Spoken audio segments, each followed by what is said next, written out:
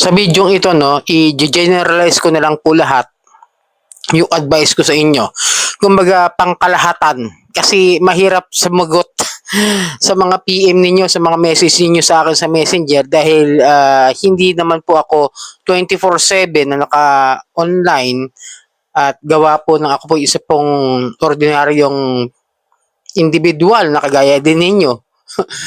Okey, linawin ko lang po kasi ang daming nagme-message sa akin talaga after nitong mga pagpa-file namin ng complaint sa mga OLA dito sa PAOK 'no. Pero bago ang lahat lalambing lang ako sa inyo na paki-follow po ang aking mga social media account ng Facebook, TikTok at ang aking YouTube channel. Paki-like na rin po kung nakatulong sa inyo at paki-share na lang po kung para sa mga OLA victims magkaroon sila ng ideya kung paano lalabanan at haharapin yung kanilang suliranin sa mga OLA at paki-hit na po yung notification bell para update po kayo sa mga videos na ginagawa natin dito. So, yun nga no mga kadyani. Ipagpaumanhin ninyo ang inyong lingkod ay hindi ko kaagad-kagad masagot yung mga mensahe ninyo sa aking messenger, sa TikTok, at even sa mga comments sa aking YouTube. Dahil ako man ay kailangan ko rin maghanap buhay para sa sariling kapakanan ng aking mga mahal sa buhay at sa pamilya ko. Hindi naman po kasi ako staff o empleyado ng mga gobyerno. Okay? Ako man po ay complainant. Ibig sabihin, isa rin po akong biktima kagaya ninyo. Okay? Naging biktima, then ngayon advocacy ako na yung tumulong sa pamamagitan ng pagbibigay ng advice, payo, at yung mga dapat gawin kung sakasakaling kayo nakakaranas ng hindi magandang harassments dito sa mga abusadong OLA. Okay? Linawin ko lang po. Kasi ako man gusto kong ibigay yung best ko, yung 100%. Pero syempre, meron din akong kailangan gawin sa buhay. Meron din akong personal na pangangailangan sa buhay at meron din akong kailangan tulungan na matanda. Okay?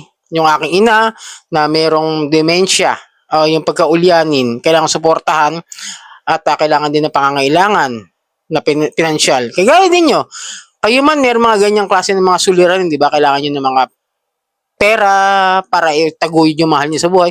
Ako man, kailangan kong gawin yun. Kaya hindi ko agad maibigay sa inyo yung 100% na tulong na maibibigay ko sa inyo.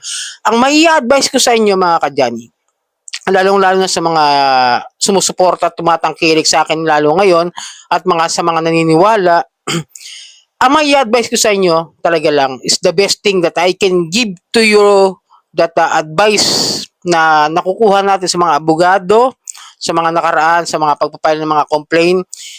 Kung hindi ninyo kayang harapin yung problema ninyo sa mga OLA dahil sa dami ng mga text harassments, mag-off-sim na lang po muna kayo.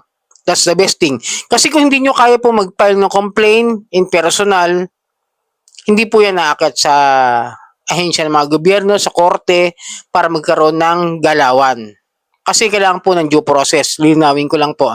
Even me, ako man, pumupunta pa, ma-absent din sa trabaho para lang mag-file ng complaint. Ginagawa ko po yung karapatan ko para harapin yung problema dito sa mga abusadong OLA.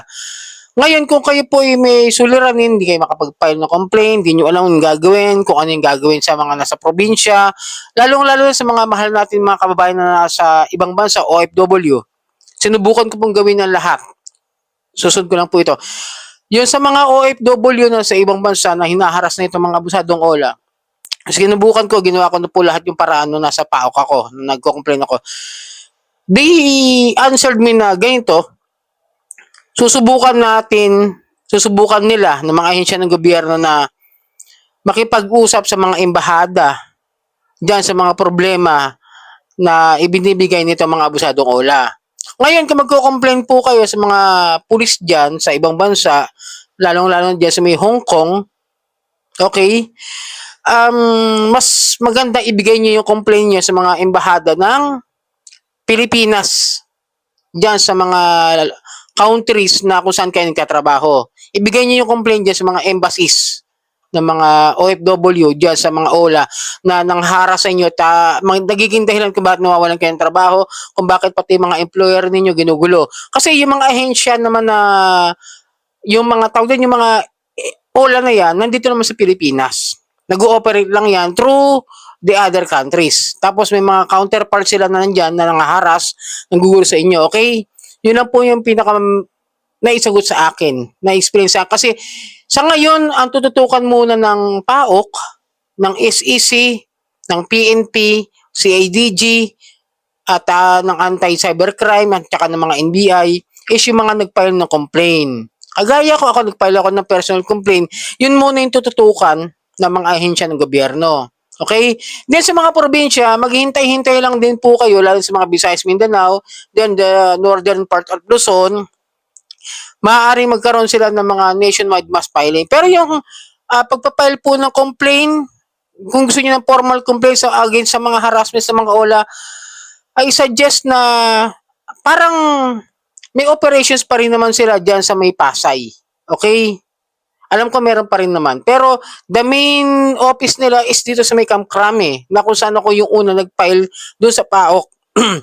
Then the second is the Pasay City office nila ng PAOK sa may operations sa office nila. Kasi main office nila yung sa Karame, okay? And then kung gusto niyo po mag-file ng mga reklamo about sa interest, pwede naman yan sa KSEC.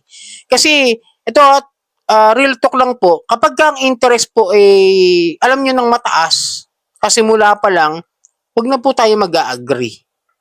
Okay? Kasi ang interest po, lalo na yung mga may processing fee, sabihin natin mali, o illegal yung processing fee na halos kalahati dahil mismong bangko hindi ginagawa yan. 'Di ba? Sabi naman po sa Senado ni Senator Win Gatchalian na yung kalahati halos ng processing fee ay binabawas doon sa utang. Walang ganong klase.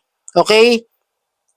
But the problem is, pag tayo sumang-ayon dyan, yun po yung babayaran natin. Kunwari, nangutang tayo ng halagang 3,500, tapos binigay sa atin 2,000, kailangang ibalik ng 3,500 after a week.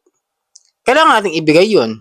Yun yung pakikipag-ugnayan ng processing fee dahil sumang-ayon tayo. Pero kung gusto niyo po ng legal na labanan, iyakit niyo po na sa small claims. Kumbaga parang hayaan niyo silang mag-file na small claims sa inyo. Kasi kung umaangal kayo sa interest, yun po yung pwede nyo gawin. Then, yan naman mga OLA na yan, kapag hindi kayo nakakapagbayad dyan, after a week, after several weeks, after a month, sila mismo yung nag-aalok ng principal amount. Yun po yung realities. Pero syempre, mag-iingat din kayo na baka mamaya akala nyo principal amount, sabi lulukuhin lang kayo, may scam lang kayo na nag-offer kayo ng ganyan, tapos ngayon, balik sa dating utang, di ba? Maging vigilant. Manood muna kayo ng mga reviews, manood muna kayo sa mga ganitong klase ng mga videos na ginagawa ko, okay? Then, para maiwasan yung stress, depression, anxieties sa mga yan, tapos ginugulo yung mga contacts niyo, I will advise you na kausapin yung mga contacts, kausapin nyo na lahat ng kamag-anak ninyo na ginugulo nila, yung mga Facebooks ninyo, paki-deactivate or paki-lock profile na lang po. Then, yung mga GC na kung sakasakali may nalalaman kayo na nagawa nila, i-report na lang po sa Facebook Meta, mga post nila sa Facebook Meta, gano'n lang po. And then, try to look on the groups ng mga OLA victims movement. Okay? Number 1, syempre, yung kay Madam Kikay. Shoutout Madam Kikay, Rachel Kenji, at saka sa mga admins ng United OLA Victims Movement, at saka ng Fight Online Loan Shark VIP. Okay? Doon po. Yun po yung legit. Rehistrado po ng SEC ang mga groups na yan. Yun po yung may sasabi ko sa inyo na legit na tumutulong sa mga biktima ng OLA. So yun, sana nakatulong ang video ito. Muli, maglalambing ako sa inyo na pakipollow po ang aking mga social media account, ang Facebook, TikTok at ang aking YouTube channel. Maraming po salamat at hanggang sa muli.